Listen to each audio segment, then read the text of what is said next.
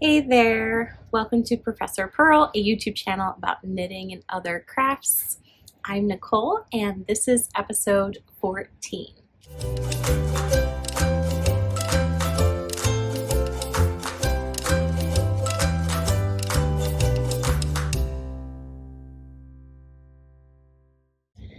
You can find me on Instagram as profpurl, on Ravelry as profpurl, and there's a Ravelry group if you use Ravelry for this podcast called Professor Purl.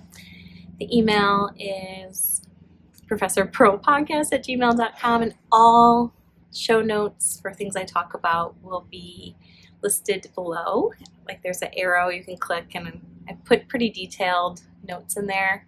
And if you're watching this today and you notice that you aren't subscribed and you want to be subscribed, there's a little button that says subscribe, and there's a little alarm bell next to that you can click to be notified when I have new videos come out. And if you're new here, welcome. Thank you for checking the channel out. And if you're a returning viewer, you may notice there's a change of scenery. I am on my porch of my home, and I often call my porch my second office. I work out here a lot, and I find it to be really peaceful to sit out here. There's a little creek in front of me, and I don't know if I can turn this. There's some trees to the side. Oh, I really like it. I have no idea how recording a podcast will be outside. It may not be right for you to listen to, and yeah, but I just, when it's been winter and then it starts to be spring and it just seems so glorious to be a regular location. I've noticed some other podcasters recording outside, and I think it's this idea of like, it's been winter, you have an opportunity to kind of sit and relax outside, like why not? And so the first thing I would like to do is an announcement of a winner from last episode. So last episode 13, I shared a giveaway for something from my stash. It's 5 of these hanks of Cambria.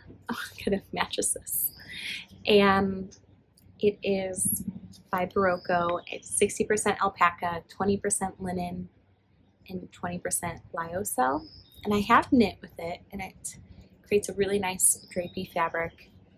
This is a 50-gram ball, and it's 137 yards or 125 meters. So I think it's close to like a DK weight. And yeah, I kept meaning to make a tank top, and I have never made a tank top yet out of it. And I was just kind of inspired by Stacy from Stress Knits. She was having this tank knit along, and I just thought it would be nice to share this with somebody so maybe they could participate in that. So there were 62 comments on last episode, and I used a random number generator, and Dawn Spack came up as the winner. And so Dawn, emailed me at Professor Purl Podcast, and I will get your address and mail this out to you. Dawn, in her comments, said that she would like to make the outline tank by Jessie May Designs. And I think that would be incredible. And yeah. So I'll be keeping it in here.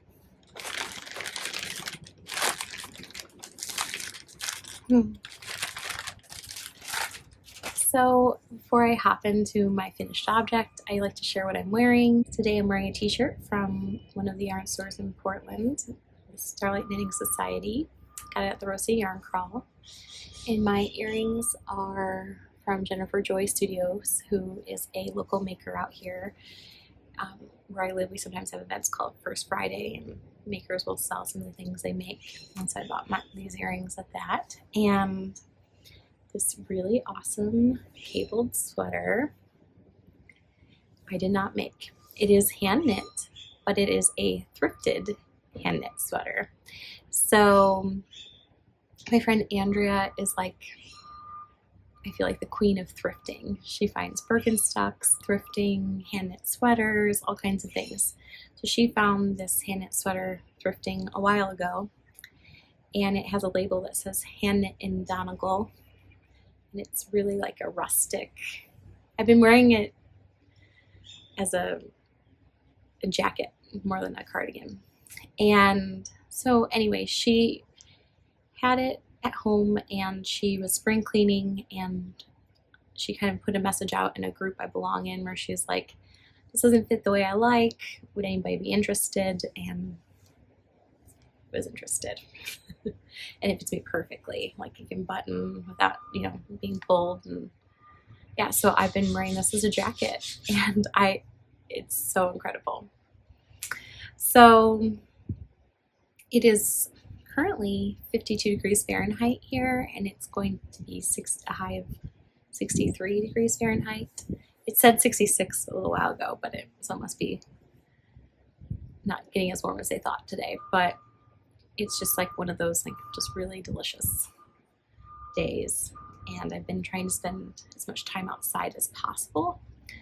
So that's why I'm recording out here, and I really apologize for the background noise if it's bothersome. I just, recording these takes an hour usually for me, so it's nice to sit outside for an hour if I can.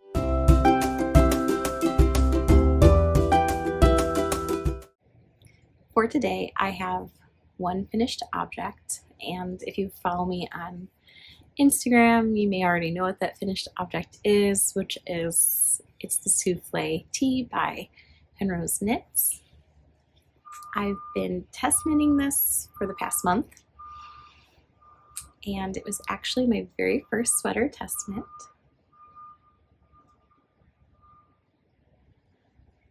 And I'm done. So I wanted to show you this button. I don't know. It's a very pink glittery button. In October, I visited Wild Hand in Philadelphia and just kind of bought an assortment of beautiful buttons that they had. I had no idea what I'd use them for, so I think I bought 6 or 7 of these. I only used one, but at least I used it, and I think it goes perfectly with this. And yeah, so it's so good. Maybe with the magic of editing, I'll throw in some pictures of me wearing it. I will wear this on the podcast eventually.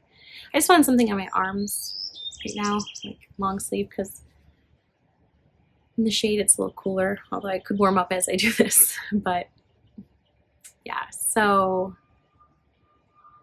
my very first sweater test knit is done. I love it. I've talked about it a lot on previous episodes, so if you are new here and you want to know all the things, like when I talk about the ruffle as a hyperbolic surface, that kind of stuff, go back to previous episodes. I think all I'll just say about this now is that it was a wonderful, wonderful knit, and I would do it again.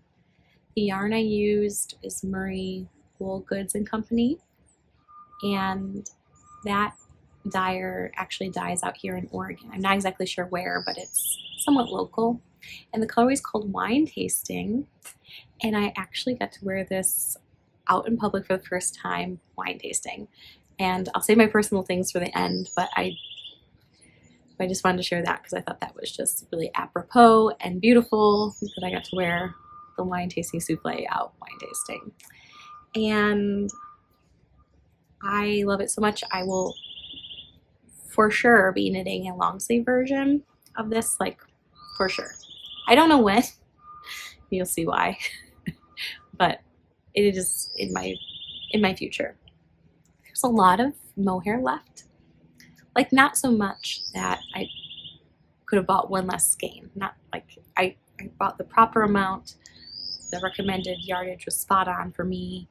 But I have yarn left. And basically for the body part, you hold 2 strands of mohair together.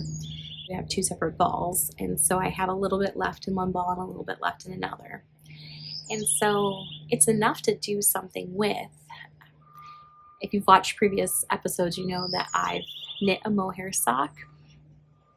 And so it's enough to do that. I would hold it with a fingering, so that's where I'm a little unsure, is like what color fingering I would hold with this. Ideally, I'd like to do it out of like leftover yarns or stash yarns. I have a lot of that, so if you have a suggestion of what you think would pair well with this, I would really love to know. I'm thinking a little pair of kind of shorty socks or something to match this would be really cool. In DK weight, so I'll be really cozy wearing a mohair short sleeve shirt and DK socks. But so yeah, tell me what you think. I'm really torn. There's part of me that just thinks I should pair it with like a pale pink color because there are some pinks in here, and then there's a part of me that's like, maybe I should do it with cream, and there's part of me that's like, I wonder what this would look like with like a gray. There's a plane overhead. Oh, 10 out of 10. Okay, as you can see, I did an outfit change. I couldn't help myself. I just had to go try it on. And I'm actually not, I'll just talk about kind of utilitarian use of this. I'm not wearing an undershirt on this. And so I do know for some people that use, some of the testers that use the laying yarns, this bit part here was kind of sheer, and I've noticed on some podcasts and on Instagram, people talking about like thinking about a kind of shirt that they would want to wear underneath it. But my mohair, I don't know, it's just maybe the color, I don't know, it's not that sheer really, and it looks super good. So yeah, I will tell you one thing I liked about the sleeves, which is I knit this sweater in a size 5, and it's a little bit more positive ease than other people knit, so that was sort of kind of neat because people have knit it with like very like 0 ease and it looks super good, and mine's a little looser and it looks super good too. But because of that, my arms were maybe not quite the right size, and so in the pattern, Laura has provided this chart for you to kind of measure your bicep and figure out, like, it includes like the decreasing situation for your size bicep. And I think that's really clever because like every body is shaped so differently that like the size of your bicep is, everybody's bicep and body ratio is just totally different. And so this idea that you should measure your bicep and just decide on the stitch count, so great. I've only knit one other pattern like that, and that was the Rift Tea by Jacqueline C-Slack.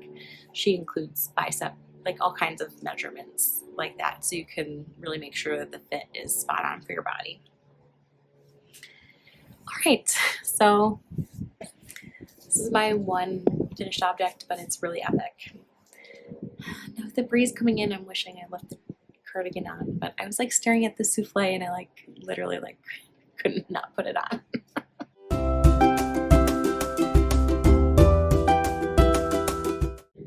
I have 4 whips. So over the past, I have way more than 4 whips.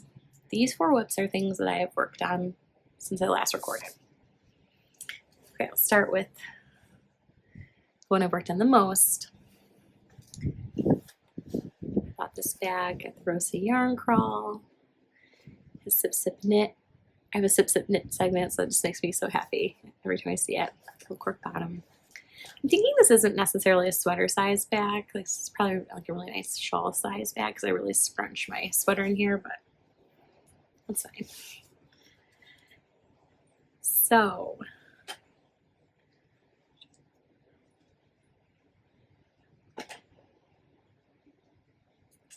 I am testing a sweater called the Trelawney Top by Tammy Gore.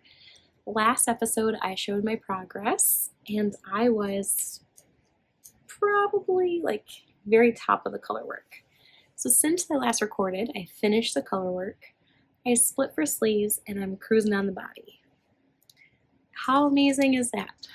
I think if I wasn't test knitting with a deadline, I would be so proud of myself. Like, I finished the sweater.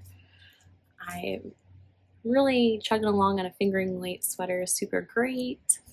I would be so proud of myself. But actually, in reality, I'm gonna knit a little bit while I talk because I'm under the pressure here. In reality, this fingering weight sweater is due on Monday. And I think Monday, March 28th is when this is due.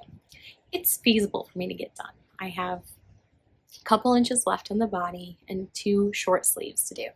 Like, I can do this. But because I'm not done with it when it's due on Monday, I'm feeling like I didn't knit enough.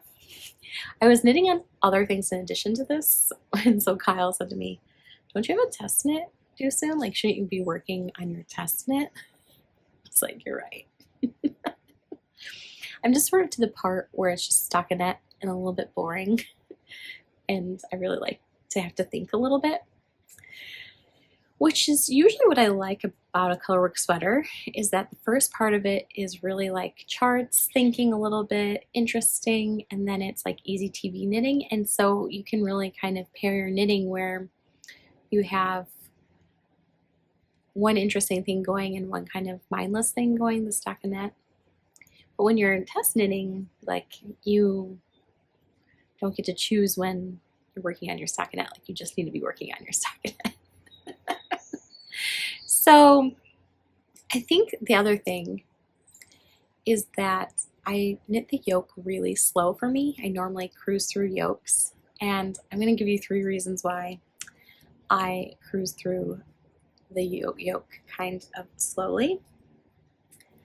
Okay. First, well, this main color here is Life in the Long Grass colorway called Lush, so 100% superwash merino. And this, it looks kind of white, but it's actually pale pink, is called, I think, Demure by Suburban Stitcher, and it is 70% merino and 30% silk. So the silk made it slippery, and I've never done color work with like a silk, and so that was it made a huge difference to have really slippery yarn, and so I actually don't think I'll do that again.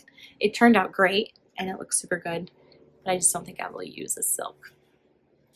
Then the other reason why the yoke went slower for me, I'm going to show the yoke again, is despite this being a really nice leaf pattern, which is fairly simple, if you notice here, the leaves are like kind of in a grouping like this. So this isn't symmetric until here. So that's a lot of stitches, and there's like these V's here. And so basically, I noticed that it was in the colorwork sweaters I've knit, it was the longest stitch repeat I've ever had. So mainly I've had like 8 or 12 stitch kind of repeats, meaning the colorwork pattern in 8 stitches might be like knit 4 in one color, knit 4 in another color, knit 4 in one color, knit 4 in another color, or more complicated variations, but just like 8 things I need to keep in my memory. Whereas this was 48 stitches, which I didn't keep in my memory, and I had to look at the chart. And then, just out of laziness, I usually put my pattern in like a plastic sleeve, or I laminate it, and I use washi tape to keep track of where I'm at in the chart. But I did not do that. I just had the chart up. And so I would sometimes knit the wrong part of the chart. And so I was like unknitting a lot, like going back rows. And then I discovered a new skill because of that. I kept making mistakes so much in the color work that I discovered how to fix color work by dropping down. So like if I made a mistake here, I would just like drop down, like take a section that was like 5 or 6 and drop down several rows and then redo the color work the right way, because that's the situation I was in. The only time that didn't work was when I made a mistake in longer stitch repeats. So I have a mistake here somewhere that I need to go back and fix when I'm done knitting. Basically, I made a mistake where I forgot the bottom of a leaf here. And using my technique of like dropping and like kind of re-knitting the color work with like a crochet hook, I did not have enough yarn to do kind of close that up. So I'm going to just go back and on those, I think I only have 3 of those, I'm just going to duplicate stitch it and then it'll be right on. But some of that was self-imposed troubles, and I think I mentioned last podcast I ended up putting in stitch markers for it. So I don't share all that to deter you from doing this because I do think it's a really great simple pattern. I just think that you will probably make better choices than me. Like if you knit this, you probably won't use silk in your color work. Maybe you will use a chart and use washi tape or a highlighter to keep track. Yeah, I kind of made it rough on myself. But I'm glad I knit something with the longer color work repeat than I'm used to. I want to share one more thing about the color work, which is in the pattern, Tammy Gore gives you a choice on how you want it to look for every size.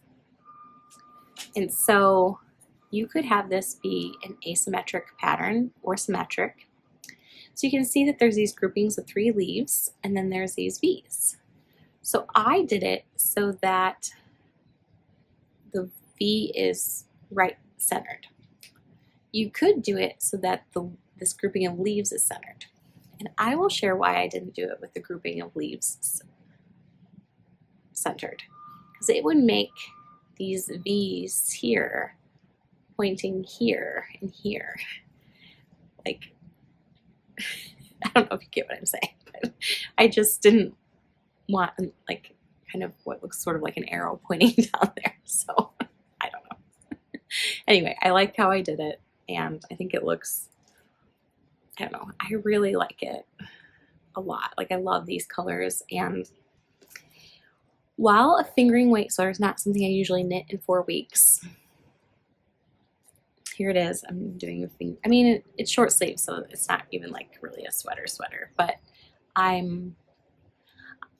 do know this about myself. My fingering weight short sleeve sweaters that I have, and I have a few of them, I wear so much. So I know that this Trelawney top, like when it's done and blocked, like I'm going to wear it so much. And even this season, like I can see myself wearing this on Easter. Like I couldn't be more pleased, and I really, really love my colors. In the tester group, I noticed that I like it when people knit a lighter one with the darker color work. So I did it where it was a darker sweater with lighter color work, but I think if I knit it again, I would do a lighter one with darker color work. Also, if I knit it again, I will mark my chart. All right, I will move on to my next whips. Normally, I wouldn't show this whip because I made such little progress on it. But I just wanted to show it to show that I wasn't working on this way more than my test knit. I put my progress keeper here where I recorded last, and you can see I like half an inch on my Rad Vent. So this is my Rad Vent cardigan. And so you've seen this how many times in this? You're probably sick of seeing this, but I just wanted to share it because there's a Scrappy sweater Makealong going on for months. Like it's going to go on until I forget what I said even. It's either September 1st or October 1st. I'll have the details linked below. But the thought is that people had knit like Scrappy blankets, and I'm not a blanket maker. And so I would treat a Scrappy sweater like a blanket, working on it a little bit. So I worked on it on one of the Scrappy Sundays for a little tiny bit. And I wanted to show it because I did work on it. And also, I wanted to show you my cute progress keeper. I had a Christmas one on. I switched it out to Easter. And so that is a little purple peep from Simply Serving. I have a pink one. This is actually for Matilda. I had bought it for her to put on her zipper in her jacket. And anyway, she wasn't using it, so I put it on here. And the other thing I wanted to mention is if you are not participating in the Scrappy Sweater Along, you're welcome to bring your whips. So if you're working on a sea glass or anything like that, pop on by and check out the hashtag on Instagram. There's a Ravelry group with people chattering. And most importantly, on April 5th, that's a Tuesday, we're going to have a Zoom session again. And the last Zoom session was a blast. It was so fun. So many people came, and it was like a knit night, but virtually. It feels like in person on Zoom now. I oftentimes refer to I'm going to meet this person in person, and it's just on Zoom now. But Zoom is really fun way to connect. And the details for that will be posted both on Instagram and on Ravelry closer to the date. But essentially the thought was the first Tuesday of every month, we'll get together on Zoom and bring your scrappy sweaters. So yeah, if you have a scrappy sweater you are working on, bring that. And it's sort of like accountability to work on your scrappy sweater at that time. I made very little progress since the last Zoom. And so I just kind of told myself if the only time I ever work on it is in those Zoom sessions, I'll be happy. And I think I'll eventually finish it because I'm getting really close because I already have half of a sweater done. So I just need to finish the other half. So it will for sure happen during this Scrappy Sweater Make-Along with the accountability of meeting.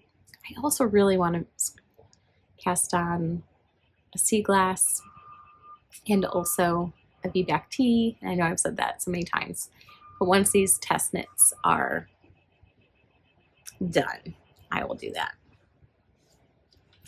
So the other work in progress is a new pattern that I will be releasing hopefully on Thursday, March 31st. And that's the Elena sock. And this is in testing right now. And this particular sock I knit out of fingering and mohair together to create DK weight. And I've shown it before, so I won't keep showing it. But through the testing process, I've been so inspired by all the variety of materials people have been using to make their Elena socks. So there's repurposed cashmere, hand-spun, a hand-spun yarn from Michael's. It's acrylic. People are really creative in finding their DK weight. So not everybody did fingering mohair if that's not for you. And of course, people did, superwash DK from an indie dyer. But I just thought it was really cool to see yarn from Michael's and hand spun and repurposed yarn.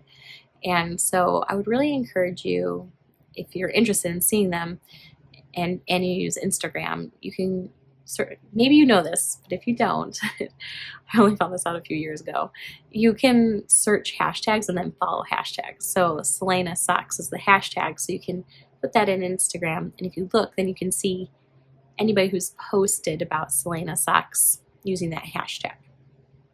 And yeah, so I'm hoping those will come out on Thursday, March 31st, and the namesake for the sock Elena is a character in a book series I really like called Throne of Glass, and she's somebody who I can envision curled up with a book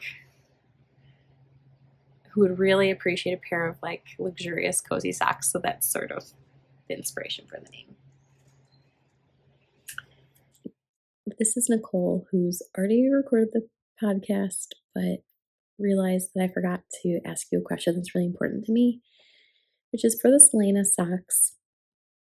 I'm planning on releasing it on March 31st on Ravelry, but I know not everybody uses Ravelry, and that's not inclusive to just do it on Ravelry, but I don't know where else I should publish it. I was thinking maybe Etsy or somewhere else, but yeah, so if you don't buy your patterns on Ravelry and this Elena sock is interesting to you, I just would really like to know where like where, do you have any suggestions? Thanks. So there's another whip. My friend Anina from Annie Hootie Knits, she is hosting a stripy sock make-along. Now she says this in Finnish, and it sounds so beautiful. Like, it sounds gorgeous. And I'm going to learn how to say it by the next podcast. But for now, I'm just going to put the hashtag on Instagram that's used for it, and there's a ton of stripy socks in there. And also linked below, Anina made a reel of how to do stripy socks without a jock. And I cannot wait to talk about this because it is amazing. And I'll link that below too.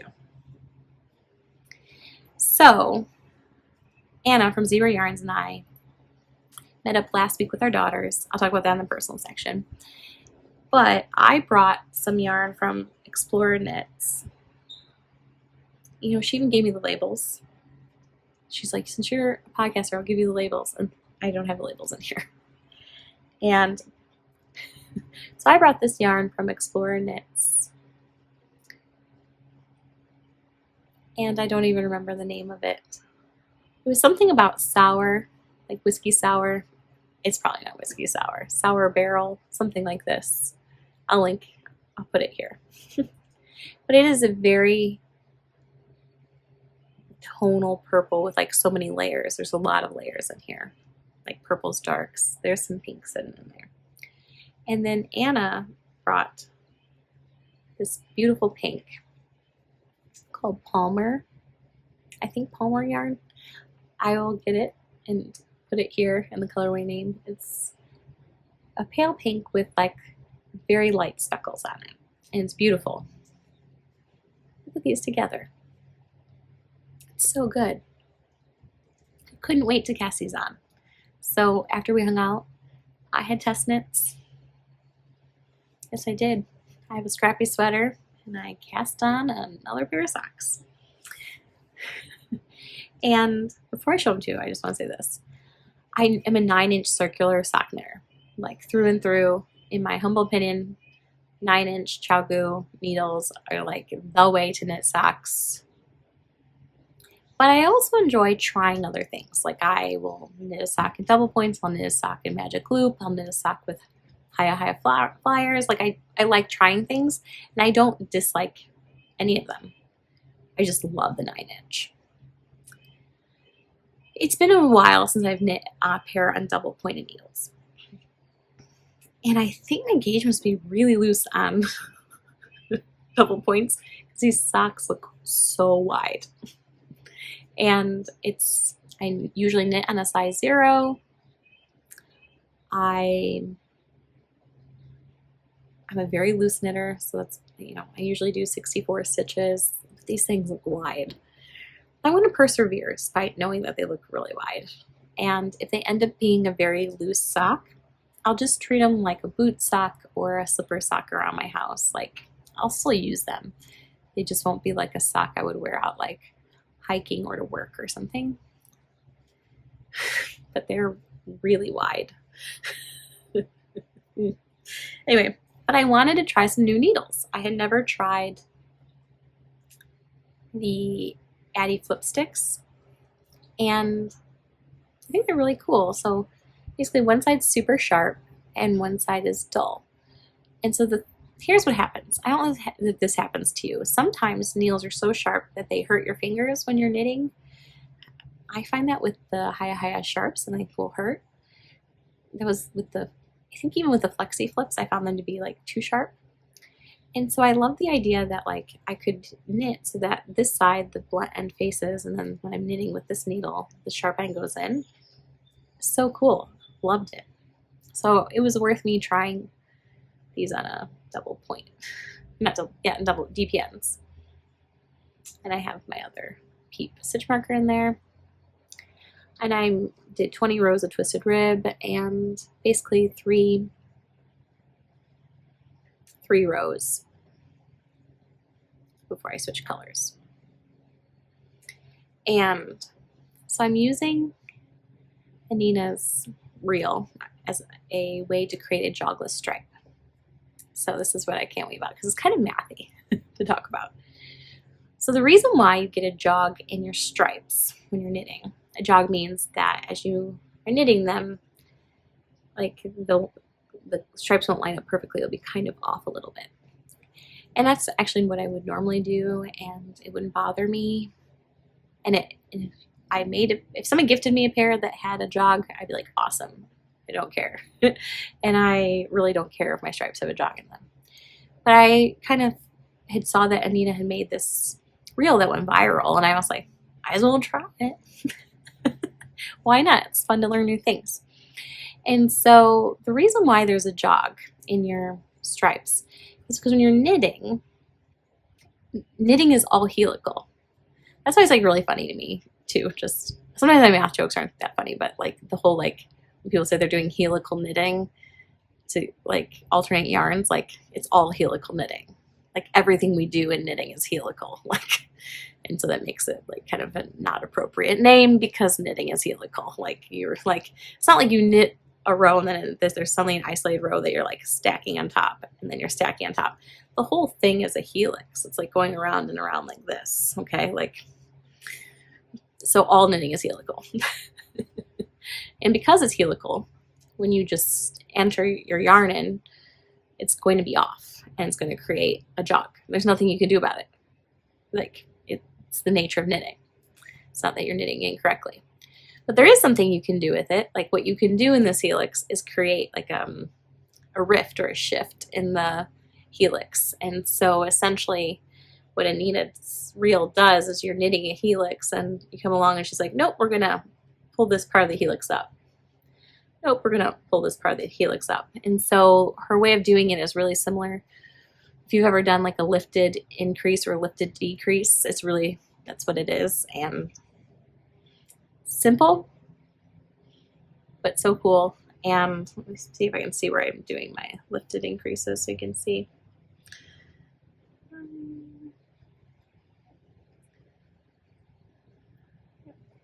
Okay, I found it.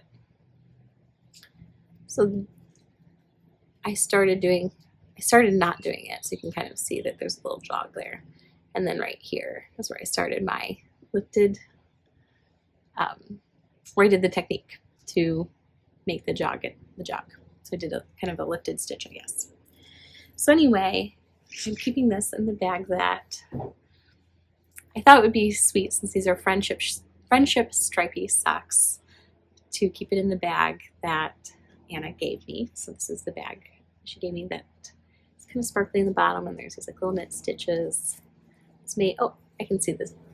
It's made by Stitched Below. I was looking at the tag, you can't see that. Anyway, I'm probably not going to show these finished next episode because I have to focus on my test knit, but I'm enjoying them nonetheless.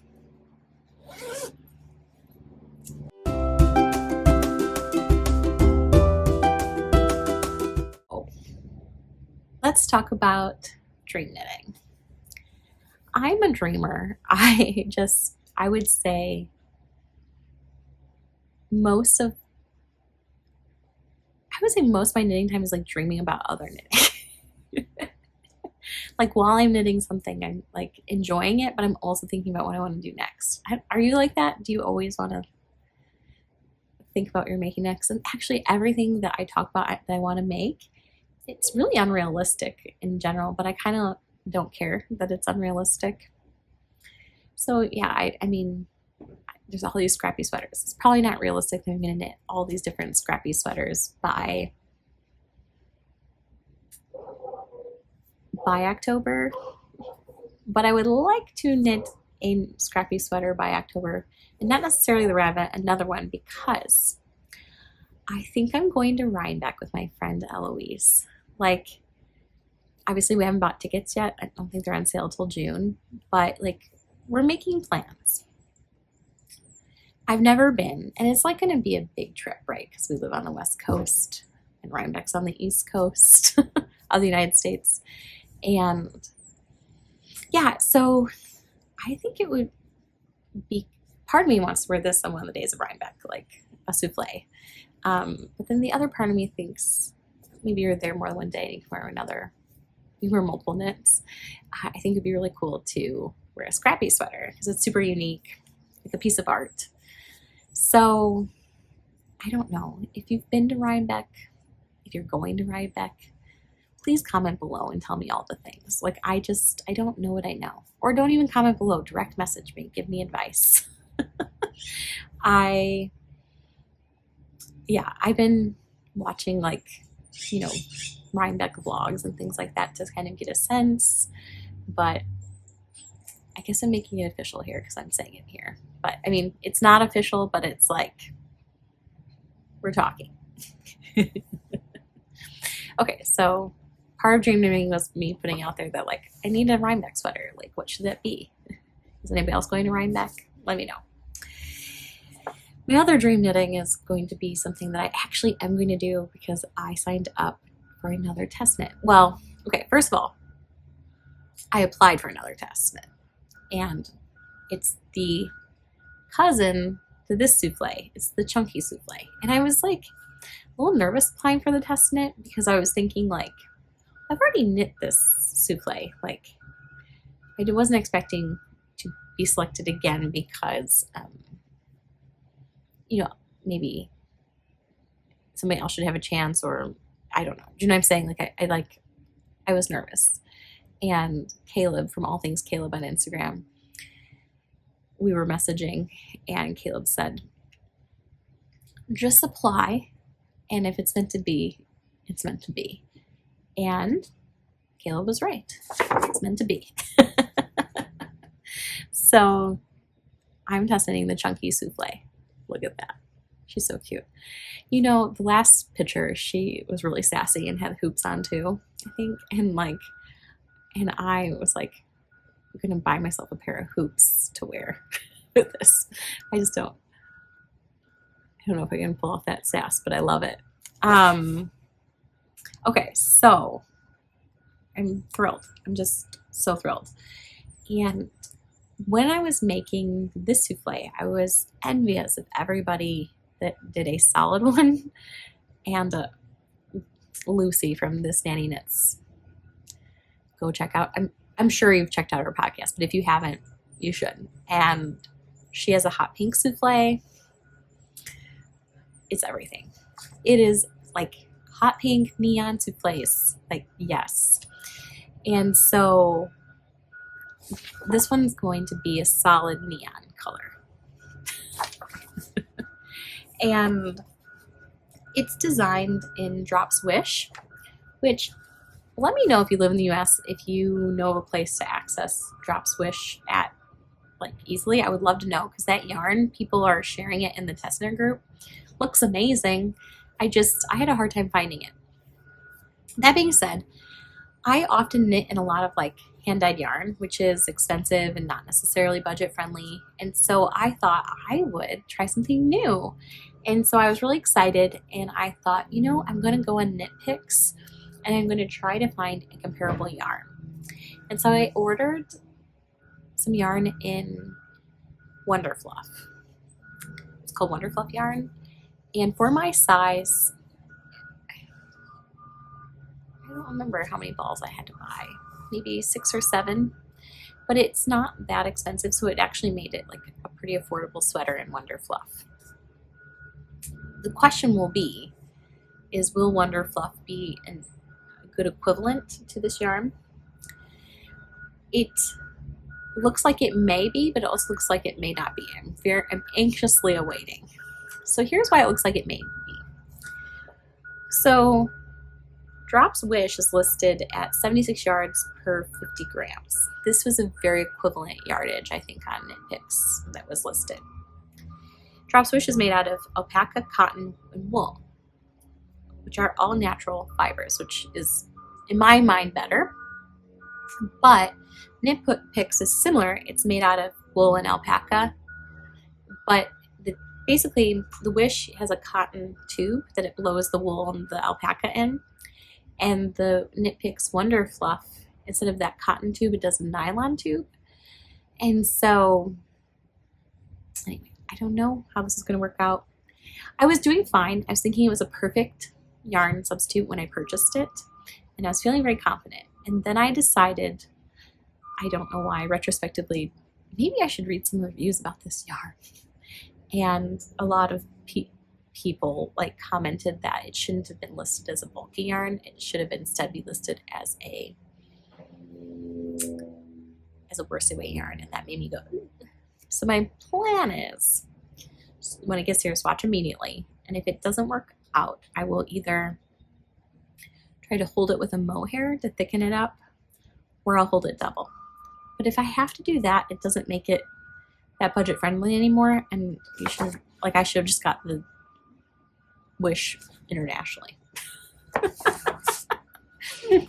Anyway, the chunkiest souffle. It is not chunky sweater weather theoretically, but it like always is chunky sweater weather in the sense that like knitting a chunky sweater is going to go fast. It's going to be really gratifying, and I know I'll wear it a lot. I have 2 super bulky sweaters in my wardrobe, and I have knit a bulky sweater as a gift knit before. I really believe that bulky sweaters are a really great gift knit because the time investment's much less, and so it makes it a good bulky. Anything is a good gift knit. All right, I'm rambling now. I'll move on to the next section.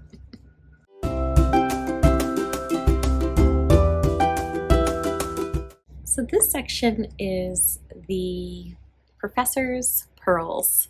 It's a section where I connect my professor life to my knitting life. And I've noticed with my podcast that I have a strong desire to share a lot of like my mathematical reflections about knitting. Like on the side when I'm like thinking about what I'm going to talk about in a podcast or something, I like thought about making a video where I talk about like sweater math, or I teach math to future teachers, and before that I was a math professor, and before that I was a high school math teacher, and so I like math and I always want to like talk about it. And so I guess what I'm saying is I've decided for this episode to just share a little nugget, a little mathematical nugget, sort of algebra in the wild while sweater knitting. So the way that I've used algebra like organically while knitting recently. And it's really interesting to me when I watch podcasts and I just see so many people talking in such mathematical ways about decisions they make about their sweaters. I've even thought in the past it would be fun to do like a study where I studied people's references like to mathematics in knitting podcasts, because people are doing a lot of like ratios, proportions, kinds of things. Anyway, I'll get back on track here. So this happens to me every single sweater I decide I want to make, that I'm torn between 2 sizes. It's never a very obvious decision for me what size I need to make. And please let me know if you're the same way, just so I can have some comfort about this.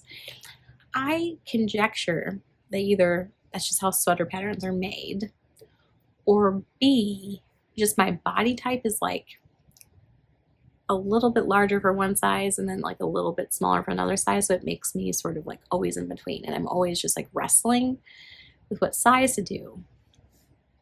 And I also knit sweaters more than once. And sometimes I will knit a sweater in 2 different sizes for 2 different looks. Like I did that with the Love Note by Tin Can Knits and the Soldana by Caitlin Hunter.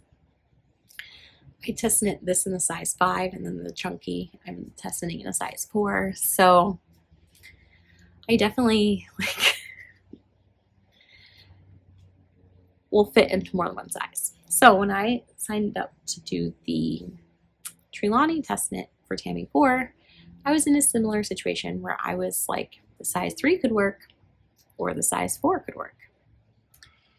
I ended up deciding to go with the size 4, thinking, okay, that's got more positive ease than what's recommended. But the positive ease that's recommended in the size 3, it was going to be like on the smaller end of what was recommended. And I really do like looser fitting clothes. So I was like, I'm going to sign for the size 4. So I gauge swatched, and I did not get the recommended stitch gauge. I was getting 25 stitches for 4 inches. Like, probably the number one rule for test knitting is don't change the pattern and get gauge. Like, get gauge and knit what's on the pattern because you're testing that for them. And so, that being said, when I didn't get gauge, I needed to get gauge or ask for permission. So here's what happened. I did not get gauge, but I loved this fabric. Like, this fabric, loved it. And I was really close to gauge. I was just 1 stitch off. But 1 stitch off will make a big difference, like when you're knitting many inches around. And so my gauge was smaller, so I was getting 25 stitches per 4 inches. I don't remember what was recommended. It was either 23 or 24 or something like this. And so I did some math so I could figure out how like this sweater would fit me. So here was my math. And I will pop a picture up here. I made a fraction. So for every 4 inches, I was getting 25 stitches in it. So my numerator was the inches and my denominator was the stitches.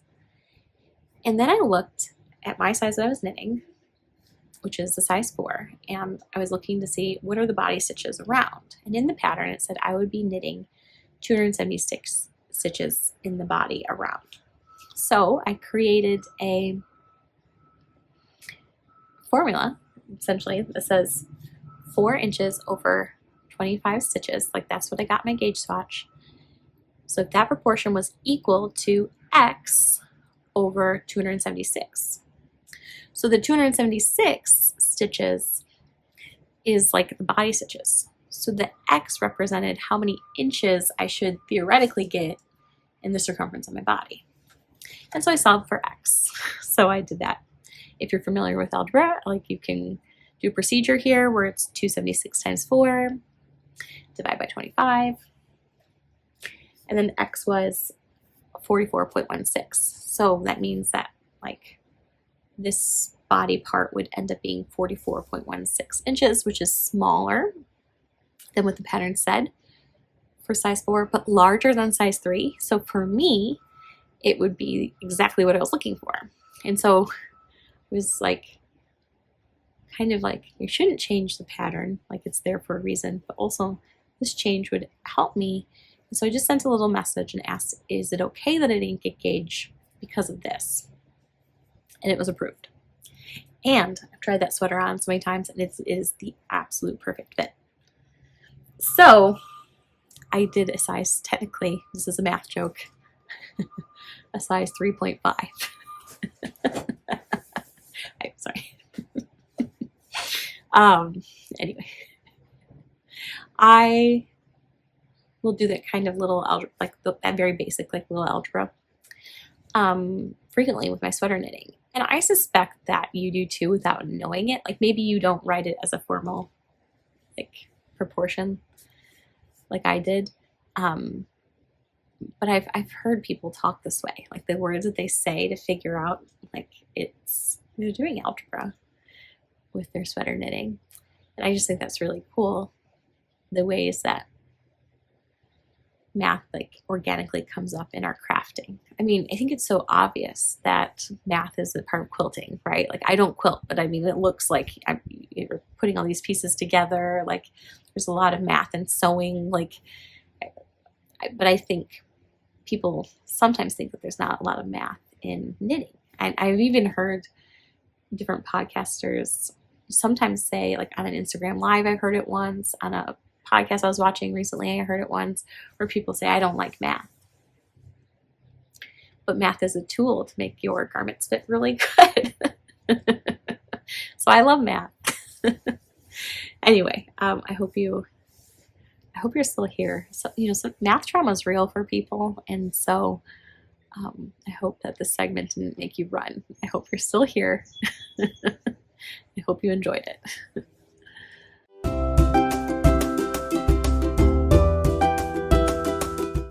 Okay. The noise was getting kind of loud out here. Like, I have a wooded area over here. And I have some neighbors that sometimes use like heavy equipment and chainsaws, and I'm getting nervous that maybe you could hear that. So I put my AirPods in. For this section, you can let me know if this is actually better. Just for the future, let me know if this is actually worse or better. From this point forward, it's just going to be for full personal things. So if you're not here for anything else other than yarn, thanks so much for watching. Make sure to like and subscribe or comment below if you enjoyed anything today. So for the personal things, it's just been a very, very busy time, probably the busiest I've ever been. It's self-imposed busyness, and it's like joyful and wonderful, all the things. I think we all deal with kind of stress differently, and with everything going on in our world, I kind of sometimes get like, live your life to the fullest. Like, I sort of get this like everybody has different ways of like processing and coping with those things, and some people like be more melancholy, and I think I get more like, live every second you have before it's gone kind of mentality. And so it's been an intense 2 weeks because I have done that. And I'm so blessed I'm able to do that kind of stuff. So I had to write it all out. And in a way, it's nice journaling for me to kind of reflect. So this weekend after I recorded my last podcast and put it up, Kyle, Matilda, and I went to a rock show out here. So I would say Kyle's pandemic passion has been tumbling rocks. And I wanted to tumble rocks. Like, I'm the one that wanted to get into tumbling rocks, and I got a rock tumbler for Christmas because I wanted to tumble rocks. But Kyle ended up taking the hobby over. It's a lot of work. I mean, I guess any hobby like knitting's a lot of work. It's just like what kind of work you want to put in.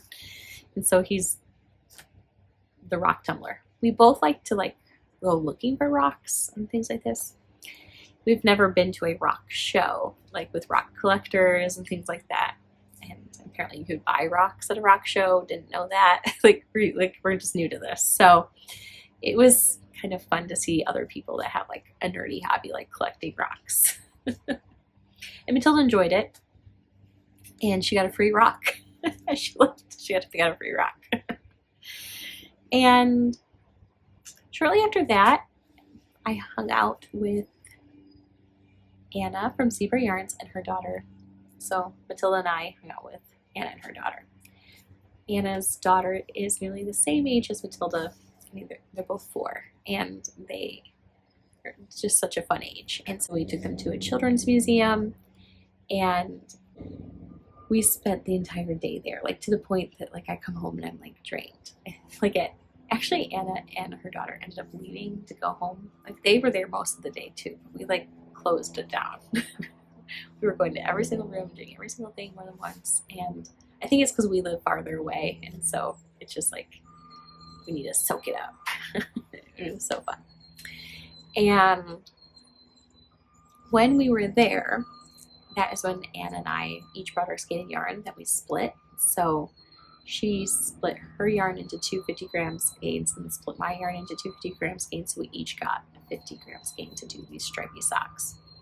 Pretty sure she's like done with one of the socks already. She was like cruising. Anyway, Anna's the queen of walking and knitting. You've heard me say this more than once. This is not the first time you've heard me say this if you've watched this podcast before or follow me on Instagram. But she actually split these skeins on the playground.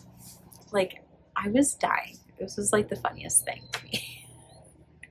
It's like she can walk in it, she can split skeins on a playground. It was amazing. So I think the day after, a couple of days after we did that, I don't remember now. Until I had dance lessons, and it's spring break this week, so she didn't have dance lessons this week. So this was last week, and for the first time, I did something new, which I haven't done before, which is we skipped nap time. And so usually she does her dance lessons, and then we like basically make our way back home, and she takes a nap. This time, I packed a set of extra clothes, and after dance, I took her to the Tualatin Wildlife Refuge out here, and it's like you can do like a little walk out there. I wouldn't really call it a hike because it's really well paved and very short, but I guess it's like a hike for a 4-year-old. But I would say there are a lot of people that are very serious bird watchers that come there because there's just so much to see. We've seen eagles, osprey, a couple times I've written down how many birds we've seen when we've been there, and it's been really cool. This time, we've seen woodpeckers. This time we just really saw some ducks, like various different kinds of ducks, and that was really, really fun. And I really loved it. So I don't know, I might skip nap time. When dance starts up next week again, I might skip, if it's sunny out, I might skip nap time again and do a little walk outdoors in nature again. So then the day after that, there was an after-hours wine event at one of our favorite wineries. I wish I had like food pairings with the wine, and it was like super cool. And I took my soufflé out there, and it was like my first time wearing my soufflé out in public while tasting wine. It's called Argyle Winery, and they're probably really well known in this area for sparkling wine, but they have all kinds of wine, like red, white. Our area where I live is really known for Pinots, and that's one of the grapes that's often in sparkling wine. Like if you hear people say that they're drinking champagne, you really can't say that unless it's from France, from the Champagne region, etc. But in Champagne, they use Pinot Noir, Pinot Meunier, and Chardonnay to make sparkling wine. And you can use those different kinds of those different types of grapes to make sparkling wine anywhere. And so basically the wine we were drinking is sort of like champagne, but it's not. It's just sparkling wine. And anyway, they have food paired with it.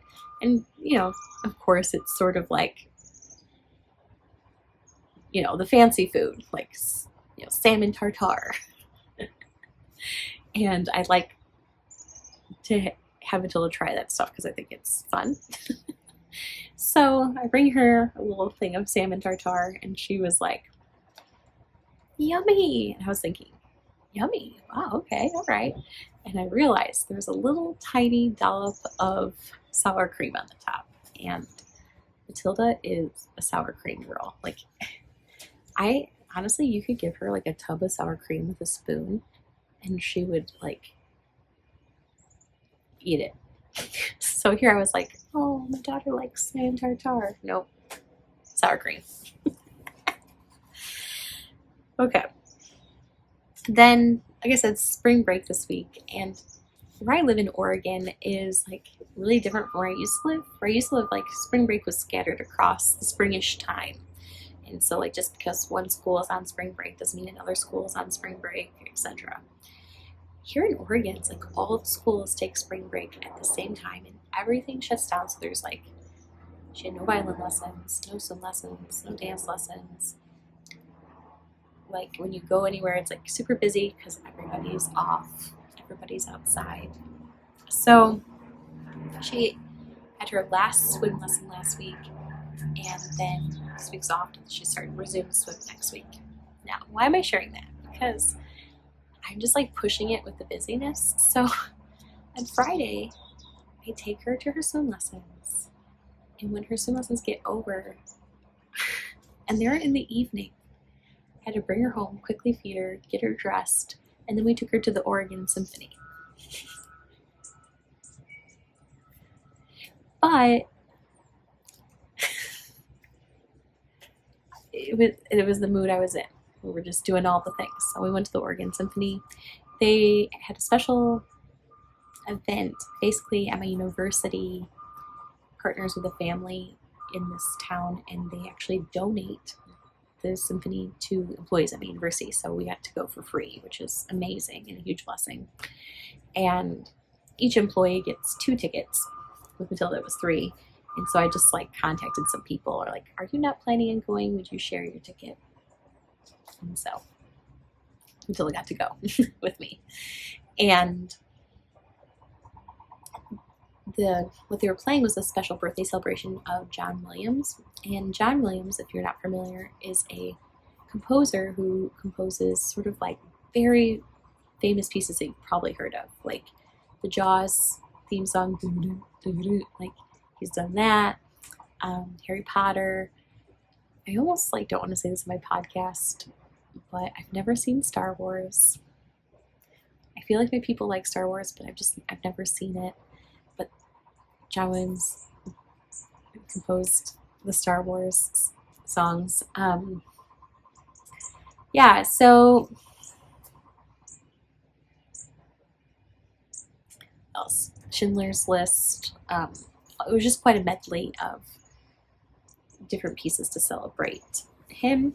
And I was really nervous about bringing her after a busy day. She had preschool, then swim lessons, and eating, and then the symphony. I was like, how is this going to go? Is there going to be a meltdown or whatever? And there wasn't. It was potentially like the cutest thing ever. Like, she got there and she was like, where's my violin? Like, I'm ready to go play up there. When they were tuning, like, she thought she was going to get to play. And I was like, no, these are professionals. We're going to watch the professionals play. So then she was like, oh. And then her violin teacher's name was Miss Danielle. So she goes, are these Miss Danielle's students? I was like, no. And then she was like, oh, well, is Miss Danielle playing up there? Where's Miss Danielle? And then in the Harry Potter song, one of the songs was playing until it was like conducting along. And the Schindler's List song, I don't know if you've ever heard that. It wrenches at your heart, particularly when you think about what Schindler's List is about. And it's just very moving piece. And it includes violin solos, so it's very quiet and serious. And this man's standing there doing his violin solo with the rest of the orchestra behind him. And Matilda wanted to go up front. And like, she shouldn't. That's not, like, she shouldn't. She wanted to be closer. And I noticed there was 2 rows up front that were empty. And so I was like, well, just quietly walk along the side here and just sit in the first 2 rows so she could get a better look. And so we did that for that song. And that was, so anyway, she loved it. It is full-on spring. Why I'm sitting out here. It's already 57 degrees. So it's warmed up since I've been sitting out here. I think I feel great with no cardigan. So in the midst of all this, I also started gardening again. So I've got a lot of weeds. And so I've been pulling weeds. It's almost like so many weeds, it feels a little discouraging, but I know that I can do this. And yeah, so I've been weeding. Matilda, Kyle, and I tried planting like 36 pansies. They're a really nice flower that does well out here. So we planted all of them. And I said tried planting them because within 24 hours the deer came and they didn't just munch the flowers, and they like plucked them physically out. So then I replanted them all. I mean, of the 36, they plucked out at least 20. And so then I put them all back in, and then they plucked them out, and then again put them back in, and now they're leaving them in the ground, but they're just munching the flowers. So I should have known. I know I have lots of deer out here. I should have known they were going to eat my flowers. They eat all my flowers that I don't do research on to see if they're deer resistant. So for instance, like there's this scented geranium I found, it's deer resistant, and some azaleas that are deer resistant. So I just need to like be more intentional with the flowers on that, or finding deer resistant flowers. If you live in the Pacific Northwest and have suggestions of flowers, I should have, because I just want the flowers, but ones that the deers won't eat. So, I'm gonna go grab a book really quick. Okay. So, I think I've mentioned in the personal section before that, like, one of our, like, sort of loose goals, like a goal we've shared as a family, but, like, aren't being too hard on ourselves if we don't make, is that we're trying to do, like, one hike a weekend. And through January, February, and most of March, we've been just doing things close by to home. But I've been kind of running out of good preschool worthy hikes ideas. So I went to Barnes & Nobles and I purchased this book, Oregon and Washington 50 Hikes with Kids. And it says these easy to moderate trails, all hikes under 4 miles. And it's amazing. So it provides like the trail map, about the trail, like other details about the trail.